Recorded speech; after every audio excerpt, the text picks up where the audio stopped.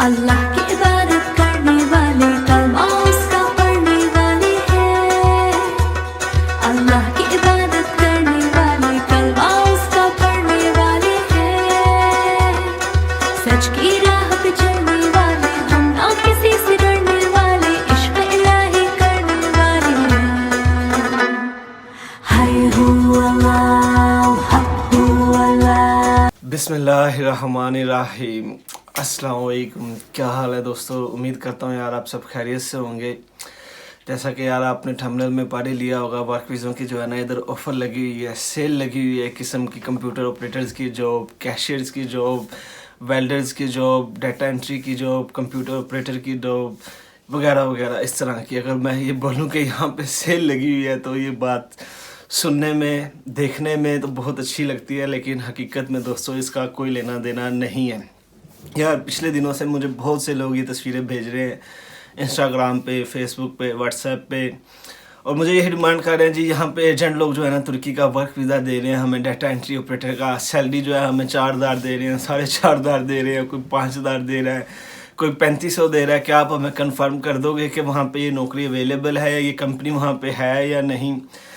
एक दो ने तो यार हद ही कर दी थी, मुझे होटल रिसेप्शन की लेटर दे के बोलते हैं ये कंफर्म कर दो वहाँ पे ये जॉब कंफर्म है। तो मैंने उनको भी ये बोला यार लेटर ही नज़र आ रहा है, फेक है, आप ख़ुद भी प्रिंट कर सकते हो इस तरह का, ना होटल का कहीं नाम है ना कुछ है। ऐसे जो कंपनीज़ के लिए लोगों ने मुझे भेजे, कंप्यूटर ऑपरेटर ये वो जॉब्स के लिए, उनमें भी दोस्तों यही सीन था कि ना तो कंपनी का नाम है कहीं पे, ना ही कुछ है। तो मैंने उनको भी यही बोला, और जो ये अभी देख रहे हैं वीडियो इनको भी यही बोलूँगा मेरे भाई, अगर आपको कोई वर्क वीज़ा ऑफ़र करता है तो बाकायदा कंपनी होती है, ऐसे राह चलते फिरते आपको कोई वर्क वीज़ा ऑफ़र नहीं कर सकता। पहली तो बात यह है, अगर आप किसी एजेंट से भी लेते हो वर्क वीज़ा या ख़रीदते हो मतलब, तो वो भी प्रॉपर वे में होता है। आपको कोई कंपनी के नाम से आपका वर्क परमिट निकाला जाता है, बिना ऐसे नहीं निकाला जाता कि जी एक पेपर पे आपको लिख दिया आपकी सैलरी वगैरह डिटेल लिख दी, जॉब पोस्ट लिख दी, ऐसा बिल्कुल भी नहीं होता। ये तो आप ख़ुद भी अगर कंप्यूटर चलाना जानते हो तो अपना एक लेटर टाइप कर सकते हो, ये कोई बड़ी बात नहीं है।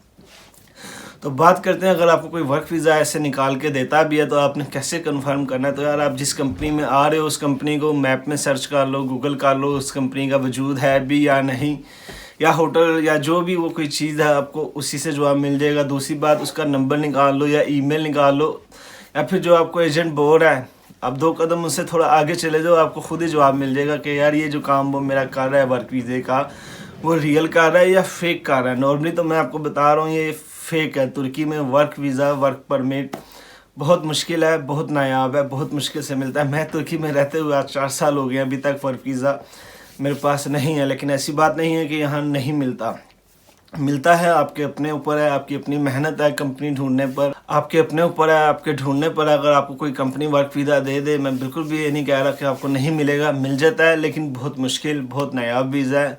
मोस्टली जो इधर पे इजीली अवेलेबल है वो होटल्स लाइन में है, और वो भी सीजनल वर्क होता है 6 महीने का। 6 महीने के बाद वो आपको किक कर देते हैं। तो हकीकत जो है वो बड़ी ऑपोजिट है। लोगों को ये लगता है कि यार हमें वर्क वीज़ा बहुत आसानी से मिला। जो लोग कहते हैं ना भाई मुझे कैशियर का काम आता है, मैं कैशियर की जॉब करना चाहता हूँ, उसके बारे में बताएं। तो पहली तो बात यह है भाई तुर्की में जो है ना इंग्लिश बिल्कुल भी नहीं चलती। यहाँ लोकल ज़ुबान चलती है तुर्किश, जो कि सीखना भी बहुत मुश्किल है और आसान भी है। अब आपके अपने ऊपर है कि यार आप जल्दी सीखते हो या मुश्किल से सीखते हो, ये एक अलग मैटर है।